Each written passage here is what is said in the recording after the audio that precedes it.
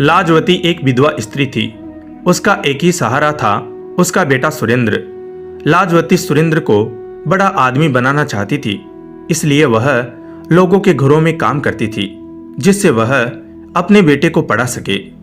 एक दिन सुरेंद्र घर आया और माँ से बोला, माँ तुम कब तक लोगों के घरों में काम करती रहोगी? मुझे अच्छा नहीं लगता, मैं पढ़ाई छोड़कर कुछ काम ढूंढ लेता हूँ। लाजवती ने उसे समझाते हुए कहा, नहीं बेटा, मैं कितना भी कष्ट उठा लूं, पर तू अपनी पढ़ाई पर ध्यान दे। भगवान ने चाहा तो तेरी अच्छी सी नौकरी लग जाएगी। मैं उसी दिन का इंतजार कर रही हूँ। सुरेंद्र हनुमान जी का भक्त था। वह दिन रात हनुमान जी की पूजा करता रहता था। एक दिन वह हनुमान जी के मंदिर में गया और बोला, बाबा, माँ तो कुछ सुनती नहीं है, आप ही बताओ मैं क्या करूं?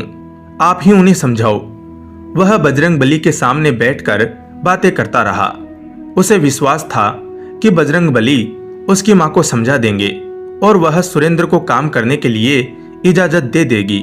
इसी तरह समय बीत रहा था। कुछ दिनों बाद सुरेंद्र की पढ़ाई पूरी हो गई। उसके बाद सुरेंद्र नौकरी ढूंढने लगा। वह सुबह उठकर हनुमान जी के मंदिर जाता, उसके बाद नौकरी की तलाश में निकल जाता। पूरा दिन घूमने के बाद वह निराश होकर घर वापस आ जाता था। एक दिन उसे उदास देखकर लाजवती ने कहा, बेटा तू इतना परेशान क्यों है? आज नहीं तो कल नौकरी लग जाएगी, बजरंगबली सब ठीक कर देंगे।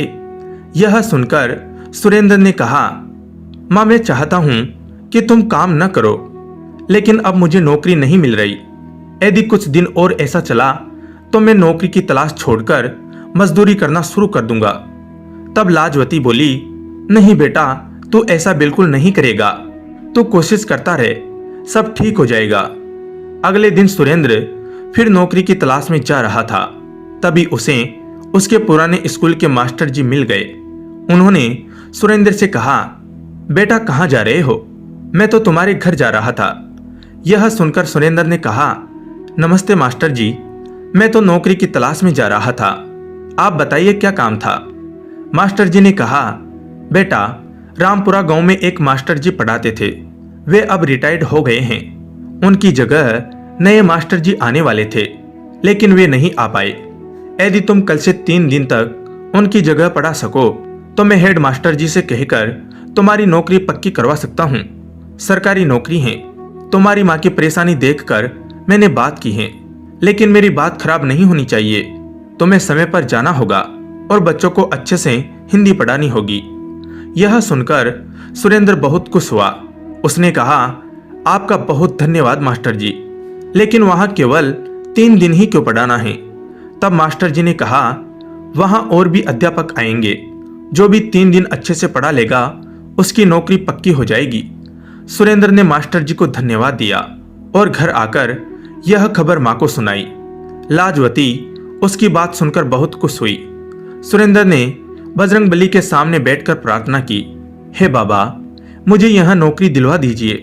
मैं जीवन भर आपकी सेवा करता रहूंगा। यह कहकर वह बजरंगबली का ध्यान करके बैठ गया और उनका गुणगान करने लगा। अगले दिन स्कूल में हेड मास्टर जी के सामने एक सुंदर नौजवान खड़ा था।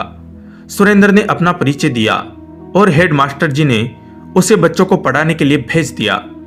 कक्षा में जाते ही बच्चों ने अपने नए मास्टर जी को नमस्ते किया तो मास्टर जी ने कहा, बच्चों हमेशा नमस्ते नहीं कहते, राम राम कहा करो। इससे भगवान राम तुम्हारे सारे काम बना देंगे और सामने वाला भी खुश हो जाएगा। बच्चों को नए मास्टर जी बहुत अच्छे लगे। वे सारे दिन भगवान राम का चरित्र उन्हें सुनाते रहे। रामायण की चौपाइयां बच्चों को याद कराते रहे। इसी तरह 3 दिन बीत गए। तीसरे दिन हेड मास्टर जी कक्षा में आए। उन्होंने बच्चों से पूछा, बच्चों नए मास्टर जी ने क्या पढ़ाया? एक बच्चे ने कहा, राम राम मास्टर जी।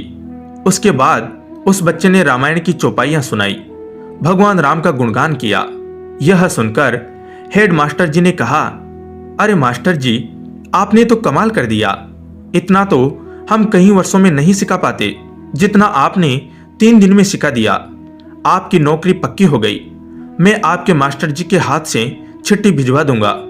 आप अपना सामान लेकर आ जाना। अगले दिन मास्टर जी ने सुरेंद्र का दरवाजा खटखटाया। सुरेंद्र ने दरवाजा खोला तो सामने मास्टर जी खड़े थे। सुरेंद्र उन्हें लेकर घर के अंदर आया। सुरेंद्र ने मास्टर जी से कहा, मास्टर जी मैं माफी चाहता हूँ, माँ बहुत बीमार थी, इसलिए इन्हें इस हाल में छोड़कर मैं नौकरी के लिए जा नहीं सका।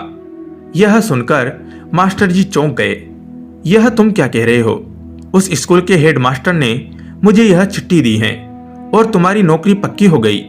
उन्होंने कहा कि तुम्हारे भेजे हुए मास्टर जी ने तो बच्चों को इतना अच्छा पढ़ाया जो आज तक कोई नहीं पढ़ा सका। तब सुरेंद्र ने कहा, लेकिन मैं तो वहां गया ही नहीं, मैं तो यहीं घर पर ही था। मास्टर जी ने कहा, लेकिन वे तो कह रहे थे कि तुमने बच्चों को राम नाम की दीक्षा दी है। एक एक बच्चे को रामायण की चौपाइयां पढ़ा दी जो वे कभी नहीं भूल पाएंगे। जब तुम नहीं गए तो वहां पढ़ाने कौन गया था? तुम्हारी नौकरी तो पक्की हो गई। यह सुनकर सुरेंद्र रोने लगा। उसने कहा, मेरे बजरंग बली मेरी जगह पढ़ाने पहुंच गए। यह काम केवल वही कर सकते हैं। राम राम की दीक्षा वही दे सकते हैं। हनुमान जी स्वयं मेरे लिए कष्ट उठाने पहुंच गए। यह कहकर वह हनुमान जी के सामने रोने लगा। तब लाजवती ने कहा, बेटा, हनुमान जी ने तेरी सारी परेशानी समाप्त कर दी। मास्टर जी भी उसकी बात सुनकर दंग रह गए। उन्होंने कहा, बेटा, तुझ पर बजरंगबली की बहुत कृपा है। वे तेरी परेशानी देखकर दौड़े दौड़े चले आए। अब तू उनका नाम ले और कल से नौकरी शुरू कर दे। अगले दिन सुरेंद्र सुबह मंदिर गया और हनुमान जी के सामने बैठकर ध्यान करने लगा। उसके बाद वह विद्यालय गया और वहां अच्छे से बच्चों को पढ़ाने लगा। सुरेंद्र और लाजवती बहुत खुशी से रहने लगे। सुरेंद्र विद्यालय से आने के बाद सारा समय बजरंगबली का गुणगान करता रहता। जय बजरंगबली। तो दोस्तों, कहानी आपको कैसी लगी कमेंट करके जरूर बताएं। अच्छी लगी हो तो लाइक जरूर करें और चैनल को सब्सक्राइब करें। धन्यवाद दोस्तों।